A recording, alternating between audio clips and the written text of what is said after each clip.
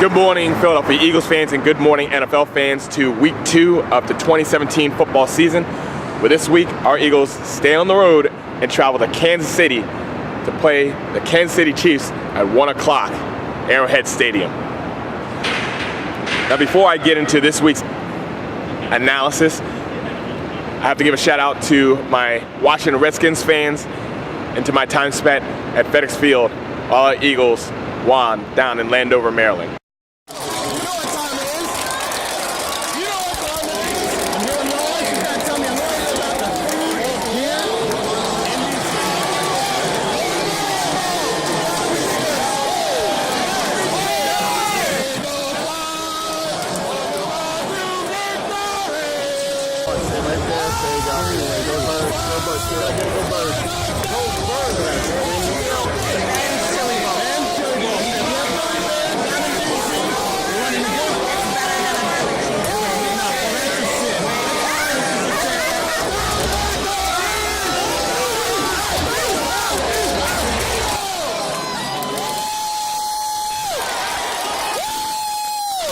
I have to say, I absolutely loved my time down there. I enjoyed even driving down to the game, seeing all those Pennsylvania license plates, seeing all those green jerseys and whatever and scarves on the way down, honking at each other, really making it family on the way down. And then, of course, being inside of the stadium and turning that game into more of like a home game where you heard a lot of us, if you were watching on TV, you heard a lot of us cheering. I know the bench heard us. They even mentioned it in their press conference. We had an absolutely awesome time, but also really good fans, really good Washington Redskins fans. I only ran into one or two bad fans per se, but overall I had a great experience, great people down there, especially Miss Walker. Thank you very much. Shout out to you and all the people that are sitting around. We had a really good time no matter who was winning. When we were winning 13-0, when they were winning 14-13, absolutely great time. And classy fans. I appreciated my time, and I would highly recommend for every Eagles fan when we're playing down in DC to head to FedEx Field and have a great time. That being said, this week, going against the Kansas City Chiefs. The surprisingly 1-0 Kansas City Chiefs. Well, last week, they were underdogs by 9 points playing in New England. But they found a way, an explosive way to whoop the defending Super Bowl champions. They scored like 42 points. How in the world did they do that? I'll tell you exactly how they did.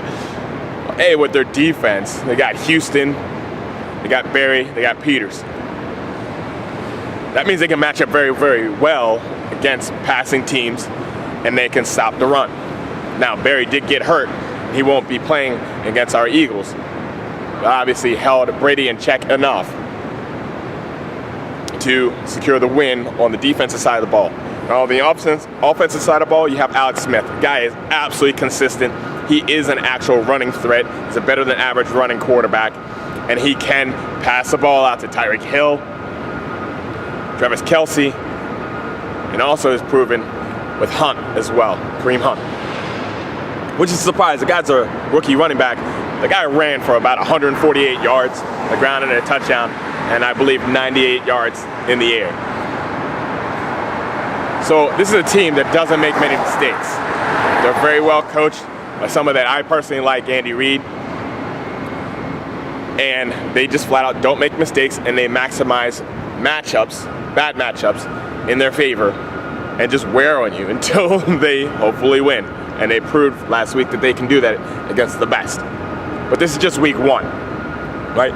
And it's just one football game, and I believe any football team can win any single week. And in my optimism, I always believe it's going to be my Philadelphia Eagles. So, what do my Eagles need to do, right?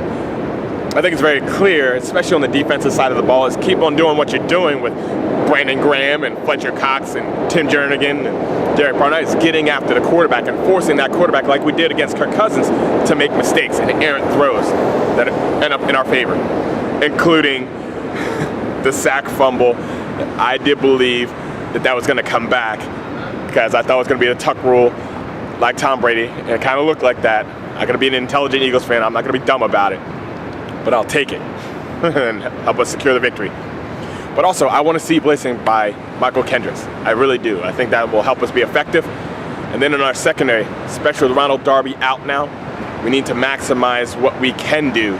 Bringing up Jenkins to play potentially in the nickel. I wanted to use Rasul Douglas in press coverage, which is what he does best, right? And try to stop their offense with our defense. But with our offense, we have to be a lot more consistent and less pretty about things, a lot straightforward. You know you're going to have matchup problems with Alshon Jeffrey. You know you're going to have speed, Torrey Smith flying down the field, and hopefully this week we'll actually connect on a couple of those bombs that he could have last week. We do have enough running backs, but which one in the world are we going to use? And can we use our running backs north-south so they actually respect the run? And Zach Ertz, matchup problem. He's like a big wide receiver, right? But somebody we didn't think we're going to be talking about is Nelson Aguilar.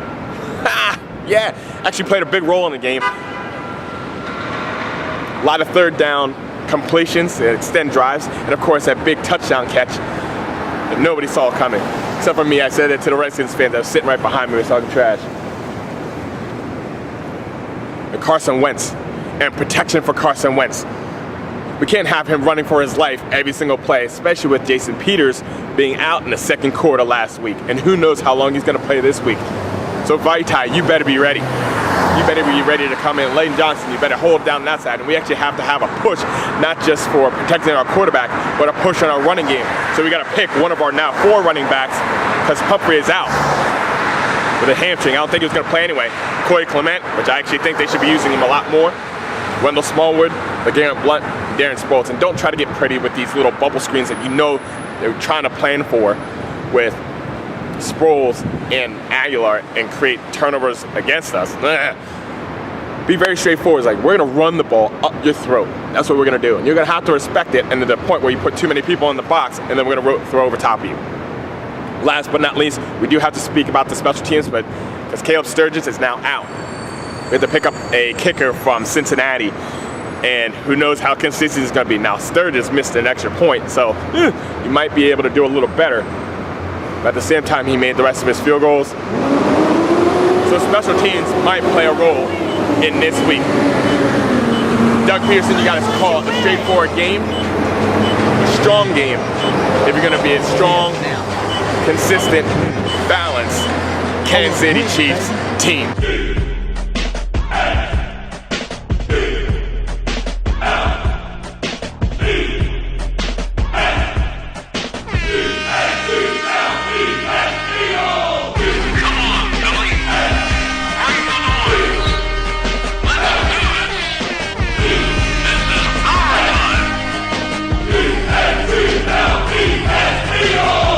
So Eagles fans, let's travel to Arrowhead. I know it's a tough stadium, but let's make that place home as well.